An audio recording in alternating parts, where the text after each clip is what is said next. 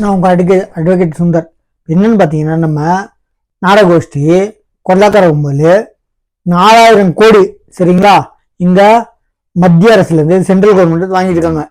ஒரு ஆள் ஒவ்வொரு பர்சன்டேஜ் சரிங்களா. யாரு நம்ம கேன்னோ 38% தான் ரெடி ஆகணும், மிச்சம் ரெடி ஆயிடுச்சு அப்படின்றாங்க. யாரு கேன்னோ. அதே மாதிரி 38% தான் ரெடி ஆகணுன்றாங்க. நம்ம நாடகோஷ தலைவர் 99% ரெடி ஆயிடுச்சான். இது ரோடு தண்ணி நிக்கவே நிக்காதான். 1% ஹெவியா மழை வந்துச்சுன்னா நிக்குமா சரிங்களா. அதே மாதிரி 100% ரெடி ஆயிடுச்சான். யாரு நம்ம நெடுஞ்சாலைத்துறை சரிங்களா அமைச்சர். அதே மாதிரி நம்ம மெடிக்கல் டிபார்ட்மெண்டோட அமைச்சர், மருத்துவத்துறை அமைச்சர் 400 கோடி பேக்கேஜ் என்னதான் ஆச்சுன்னு சொல்றதுக்கு சூப்பரா ஆயிடுச்சான்.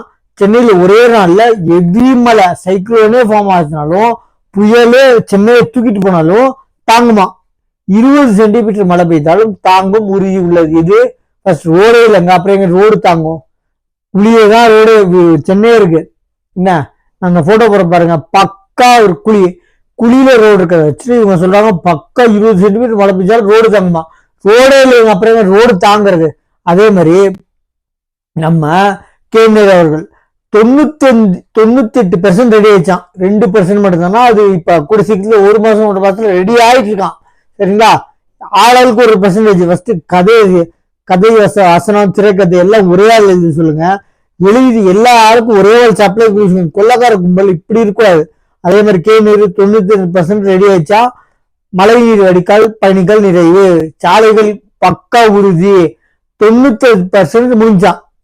நம்ம நாடகோஷோட யாரு நம்ம ஹீரோயின் இருக்காங்கல்ல பிரியா, நாடகோஷோட அவங்க சொல்லுவாங்க 95% ரெடி ஆயிடுச்சா. என்னதான் மழை பெஞ்சாலும் ரோடு கெட்டியா இருக்குமா, தாங்குமா. எல்லாரும் செக் பண்றாங்க பாருங்க, எப்படி குதிச்சாலும் தாங்குமா. குதிச்சு வேணாலும் பாருங்கன்றாங்க.